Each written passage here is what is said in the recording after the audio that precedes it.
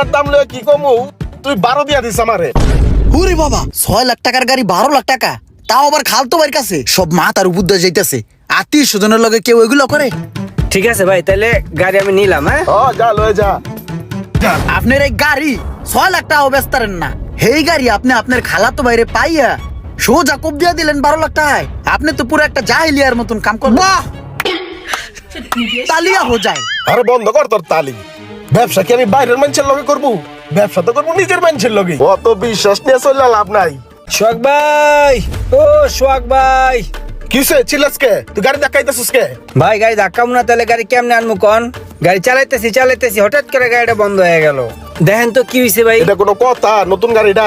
হ্যাঁ ইমরান, দেখতো কি হয়েছে গাড়িটা। তুই এক কাম কর, বাসায় জায়গা ওই গাড়িটা দেখে রাখতেছে। আমার একটা কাম আছে, আমি এক জায়গায় যাবো। তুই কালকে খবর লইস। হ্যাঁ ঠিক আছে ভাই, তাহলে তুমি দেখে রাখো, আমি গেলাম। হ্যাঁ আরে গাড়ি রে, উপরে ফিটফাট, ভিতরে সদরঘাট। যাই বাইরে কই আমার একটা অন্য মডেল গাড়ি কিনা দিতে। বিজনেস করতে হইব করাতের মতন। আইলেও ইনকাম, গেলেও ইনকাম, বুঝছ নাই? এর লিগে আপনার আপন খালাতো ভাইরে এমন 8 লাখ টাকা নামায় লাইবেন কোবায় ভাই। খালাতো ভাইরে মগা পাইয়া কোপায় দিলেন, কোপাইয়া 8 লাখ টাকা ধরা খাওয়াই দিলেন রে ভাই। আমার আপন খালাতো ভাই হইয়া হ্যাঁ আমার লাগে এরকম একটা কাম করতে পারলো। আমি হ্যাঁ এত বিশ্বাস করে হ্যার কাছ থেকে একটা গাড়ি কিনলাম। একই গাড়ি দিয়ে আগে লাভ করলেন 3 লাখ, এখন লাভ করলেন 5 লাখ। টাকাই টাকা।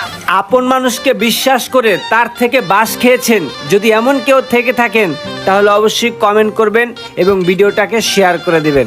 ধন্যবাদ।